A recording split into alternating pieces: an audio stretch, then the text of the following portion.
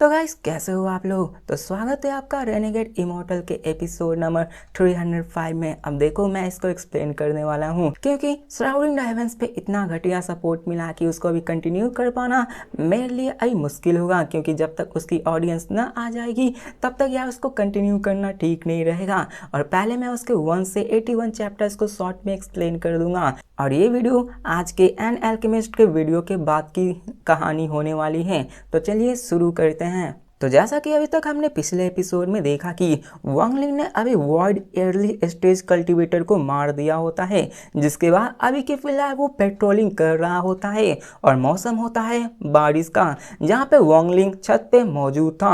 और वहाँ पर दिखाया जाता है कि तभी उसकी नज़र अपने उसी कंपास पर जाती है, जहाँ पे कंपास पे उसे कई सारे ग्रीन डॉट्स दिखते हैं जो कि उसी की तरफ बढ़ रहे थे। अब ये एनिमी का अटैक होता है, जिसको देखकर वांगलिन की आंखें चमक उठती है और वहां से वो जल्दी से निकल जाता है और एक ही झटके में वहां से वो 10,000 फीट दूर चला जाता है। अब देखो मैं यहाँ पे डीप में एक्सप्लेन करने वाला हूँ। मैंने एन एल्केमिस्ट के वीडियो को देखा है जहाँ पर वो बहुत सारी चीज़ों को स्किप कर देता है, नोवेल की वीडियो को डोंगवा के जैसे एक्सप्लेन करता है। तो मैं ऐसा नहीं करने वाला, बल्कि मैं हर एक एक्सपेक्ट को, हर एक चीज़ को डिटेल में एक्सप्लेन करने वाला हूँ, जैसा कि मैं हमेशा से करता आया हूँ। तो हमें दिखाया जाता है कि वो अपने डायरेक्शन को चेंज करके निकल पड़ता है। यहाँ पे और भी डॉट्स आने लगते हैं जो कि वांगलिंग की तरफ भी बढ़ रहे होते हैं। और वांगलिंग भी अपने डायरेक्शन को चेंज करके इधर से उधर भाग रहा होता है और दिखाया जाता है इसी के साथ और भी ग्रीन डॉट्स आ जाते हैं। वांगलिंग तो अपने डायरेक्शन को चेंज कर रहा था, जिसकी वजह से वो सभी कंफ्यूज हो जाते हैं कि आखिरकार ये बंदा गया कहाँ।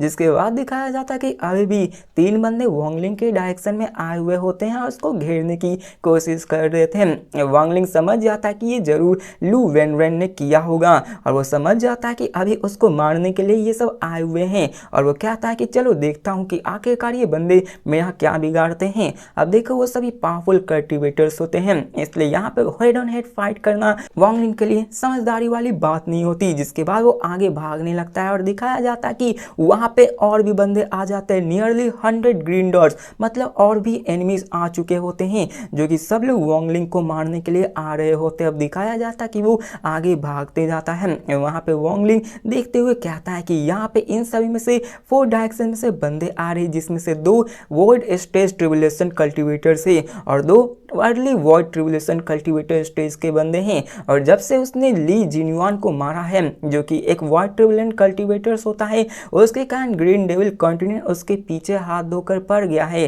क्योंकि एक ऐसे बंदे का जिसको कि कोई सोच भी नहीं सकता था कि एक वो वॉइड ट्रिबुलेंट कल्टीवेटर्स को मार पाए। तो ये उनके लिए बहुत बड़ा खतरे वाली बात थी, इसलिए वो सब यहाँ पे ऑल आउट कर रहे थे, मतलब वो वांगलिन को मार देना ही चाहते थे। दिखाया जाता है कि वहाँ पे 2 डायरेक्शन में और भी बंदे आने लगते, जिसमें से एक बंदा और एक बंदी होती है, जिसमें से 2 वॉइड ट्रिबुलेंट कल्टीवेटर्स के अर्ली स्टेजेस वाले बंदे होते हैं, जिसके साथ और भी बंदे मौजूद थे जो कि उनसे थोड़ी वीक थे। ऐसे दिखाई जाता है कि वहाँ पे और भी बंदे आने लगते हैं और आसमान से बारिश गिर रहा होता है। और साथ में वहाँ पे एक और बंदा होता है जिसका नाम जीव डेकाई होता है, जो कि असल में एक रॉक कल्टीवेटर होता है ग्रीन डेविल कॉन्टिनेंट को, जो कि एक अर्ली स्टेज वॉइड ट्रिबुलेंट वाला बंदा होता है, जिसके पास उसकी एक लिमिट होती है और वो अभी इस लेवल तक ब्रेक थ्रू नहीं कर पाया। और इसी कारण उसने फैसला किया कि वो ग्रीन डेविल कॉन्टिनेंट के साथ जुड़ सके। अब इस कैरेक्टर को याद रखना, क्योंकि आने वाले कुछ एपिसोड्स तक में इसके साथ ही फाइट होने वाली है। अब बताया जाता है कि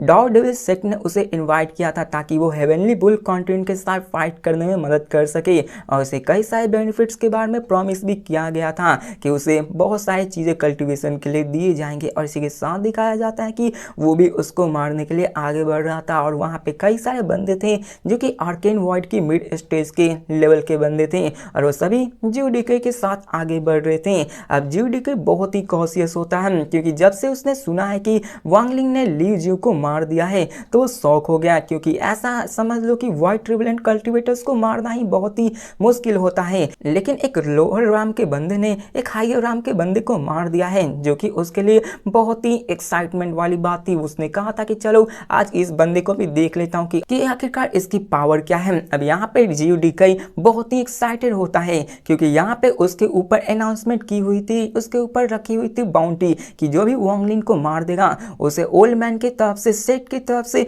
1000 ईयर्स के लिए हेवनली पीट में जाने का मौका मिलेगा। और जबकि वो अपने इस कल्टीवेशन में बहुत ही लंबे अरसे से अटका हुआ है, तो जब वो हेवनली पीट में 1000 ईयर तक कल्टीवेशन करेगा तो उसमें ब्रेक थ्रू करने में जरूर कामयाब हो पाएगा। इसलिए वो यहाँ पे आया होता है और क्या था कि वांगलिन मैं तो तुम्हें मार ही दूंगा क्योंकि मुझे अपनी कल्टीवेशन को आगे बढ़ाना है। जिसके बाद वो आगे बढ़ना शुरू कर देता है और साथ में 10 और बंदे उसके साथ रहते हैं। अब जियोडिकाई आगे बढ़ रहा होता है, उसकी स्पीड काफ़ी ज़्यादा होती है, लेकिन हमें दिखाया जाता है कि वो आगे बढ़ रहा होता है कि तभी एक स्ट्रेंज सी स्पीड उसके पीछे आती है और एक स्ट्राइक में जितने भी बंदे उसके साथ होते जो कि 10 बंदे होते हैं वो मारे जाते हैं। और इसको देखकर वो पूरी तरह से हैरान हो जाता है कि आखिरकार ये क्या से हो सकता है। अब हमें बताया जाता है कि जियोडिकाई जो कि वांगलिन का पीछा कर रहा था, वांगलिन उस पर पलटवार करके जितने भी 10 बंदे होते जो कि कमजोर होते हैं उसको एक ही झटके में खत्म कर देता है। जिसको देखकर तो जियोडिकाई पूरी तरह से हैरान और शॉक हो जाता है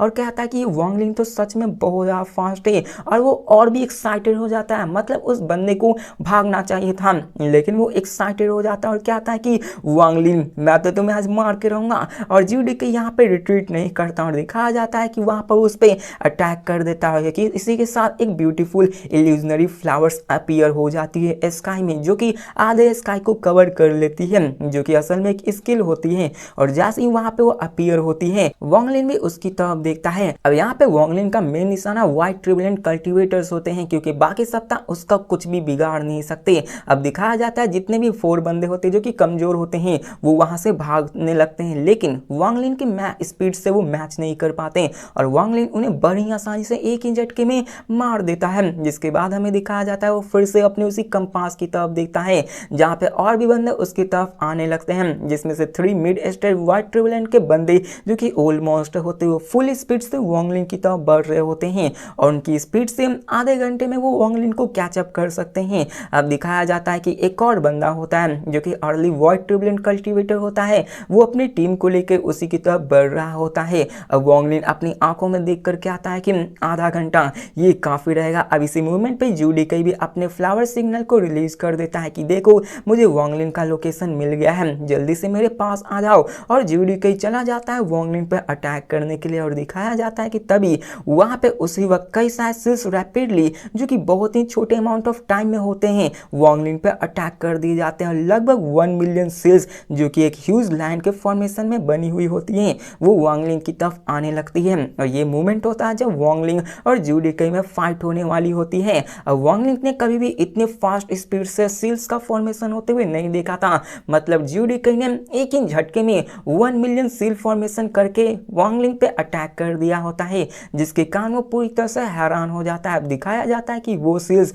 वांगलिन की तरफ आगे बढ़ने लगती है, उसके अंदर ब्लर लाइट और साथ में थंडर्स पावर होती है जिसके कारण वहां का धरती भी कांपने लगता है, वहां से बहुत ही तेज बारिश होने लगती है। अब जियोडिकाई ने अपने सिर्फ एक ही स्पेल को यूज किया था और वो अपने इसी एक स्पेल को यूज करने के बाद 3 कदम पीछे लेता है और 3 कदम पीछे लेने के बाद दिखाया जाता है कि वो एक ही शॉर्ट मोशंस में एक ही साथ 4 मिलियन सेल्स को बना डालता है। मतलब कि पहले उसने 1 मिलियन सेल्स से वांगलिन पे अटैक किया, 3 कदम पीछे लिए और साथ में 4 मिलियन सेल्स के साथ फिर से अटैक कर दिया। जिसके बाद दिखाया जाता कि वहां पे एक अर्थ मेंबर जो कि 4 जायंट मडमैन होता है वो वांगलिन पे अटैक करता है और वांगलिन जो कि पहले सेल से यहाँ पे लड़ रहा होता है तभी उसके पास 4 जायंट मैन भी अटैक करने के लिए आ जाते हैं। और हमें बताया जाता कि वांगलिन ने असल में कई सारे जायंट मडमैन से फाइट कर लिया था, लेकिन इस तरह का स्किल उसने पहली दफा एनकाउंटर किया था। वो भी हैरान हो जाता है कि इसकी जो कास्टिंग स्पीड है स्पेल्स की वो बहुत ज़्यादा फास्ट है, उसने कभी भी इतनी फास्ट नहीं देखा है। अब दिखाया जाता है कि उसने तो 4 मडमैन को क्रिएट कर दिया था, लेकिन इसी के साथ फिर से वो 3 कदम पीछे होता है और इस बार उसने 5 मिलियन सील को क्रिएट करके उस पर अटैक कर दिया जाता है, जिसको देखकर तो वांगलिन और भी हैरान हो जाता है। और उसके तरफ एक इंसन स्ट्रीक में एक बहुत बड़ा वेल लाइक बीस्ट उस पर अटैक करता है जो कि वांगलिन को डिवोर करने के लिए आगे बढ़ने लगता है। और ये सभी इतनी फास्ट हुई थी कि जियोडिकाई की इतनी सारी पावरफुल अटैक्स उसको घेरने लगती है। अब दिखाया जाता है इतना काफी नहीं था, वो फिर से 3 कदम पीछे होता है और 6 मिलियन सील के साथ उस पर अटैक कर देता है। देखो उसके पास 2 हाथ थे, तो एक हाथ से उसने फिर से 6 मिलियन और दूसरे हाथ से फिर से 6 मिलियन सील से अटैक किए होते हैं, जिसके कारण टोटल 12 मिलियन सील से फिर से वॉन्गलिंग पे अटैक होता है। और इस बार दिखाया जाता है कि उस पे बहुत ही बड़ा धमाका होता है और यहाँ पे वॉन्गलिन उन्हीं सारे जायंट क्लम्प से घिर चुका होता है। और ज्यूडिके कहता है कि चलो अब इसको मार दो। अब बताया जाता है कि ग्रीन डेविल कंटिन्यू में ज्यूडिके बहुत ज्यादा फेमस था, क्योंकि उसकी जो कास्टिंग स्पीड थी वो अनबिलीवेबल थी। वो किसी को भी आराम से अपने कास्टिंग स्पेस में ही घेर कर मार सकता है। और बताया जाता है कि अपने सेम रैंक वाले बंदे के साथ अगर उसकी फाइट हुई ना, तो उसकी कास्टिंग स्पेस इतनी ज्यादा है कि वो अपने स्पेस में उसको बांध देगा और उस पर इतना अटैक करेगा कि वो बंदा वहीं पे अपने दम को तोड़ देगा। और यही एक रीजन था कि उसे डेविल डॉज सेक्ट में बुलाया गया था। वॉन्गलिन पूरी तरह से घिर चुका था, उसे 4 मडमैन ने घेर रखा था, कई सारे सील्स पावर्स पे अटैक करने लगे थे, साथ में विल लाइक शैडो भी उसको डिवावर करने आ रहा था। मतलब वो इतनी चीज़ों से घिर चुका था कि उसके पास भी टाइम नहीं मिल रहा था। वहाँ 9 ब्लैक पाइथन्स भी आ जाते हैं, मर्ड में उसको तब्दील कर दिया जाता है, उसके ऊपर पॉइजन गैस से अटैक कर दिया जाता है, उसके ऊपर ठंडर गिरने लगती है, उसके ऊपर सांस पावरफुल से अटैक होने लगते हैं, स्नेक्स उसको काटने लगते हैं। और हमें यहाँ पता चलता है वॉन्गलिन उसकी हालत ख़राब हो जाती है। मतलब ये मेरा पहला दफ़ा एक्सप्लेन करते और यहीं पर वॉन्गलिन की हालत ख़राब कर दी जाती है, उसे बहुत ही बुरी तरह से जख्मी कर दिया जाता है। यहाँ पे मैं बताया जाता है कि वॉन्गलिन जब बच्चा था, यंग था, तो उसने कई सारे को मारा होता है खुद से। वहाँ पे उसने कई सारे बंदों से फाइट भी की होती है, लेकिन ऐसी स्थिति में वो कभी भी नहीं आया होता है, क्योंकि जीडीके की जो कास्टिंग स्पिल होती है वो काफ़ी ज़्यादा फास्ट होती है। अब देखो यहाँ का जो मूवमेंट होने वाला है बहुत ही ज़्यादा मज़ेदार होने वाला है। पता नहीं इस सीरीज में अगर एनिमेट होके आया तो कितना ही टेरिफाइंग रहेगा। अब देखो यहाँ पे वॉन्गलिन फाइट कर रहा होता है, लेकिन दिखाया जाता है कि वहाँ पे वो उस मर्ज से बाहर निकलता है, तभी उस पे 18 मर्ज जायंट्स फिर से अटैक कर देते हैं। अब 18 मर्ज जायंट्स के पीछे एक पेंटिंग टाइप अटैक होता है, जो कि रिबन अटैक होता है। अब उस पेंटिंग के पीछे भी एक एंशिएंट बोन होता है, जिसमें के अंदर से एंशिएंट ऑरा निकल रहा होता है, जो कि सीधे वॉन्गलिन की तरफ बढ़ रहा होता है। अब उस एंशिएंट बोन के पीछे भी एक ग्रास होता है, जो कि एक ब्लेड की जैसा होता है,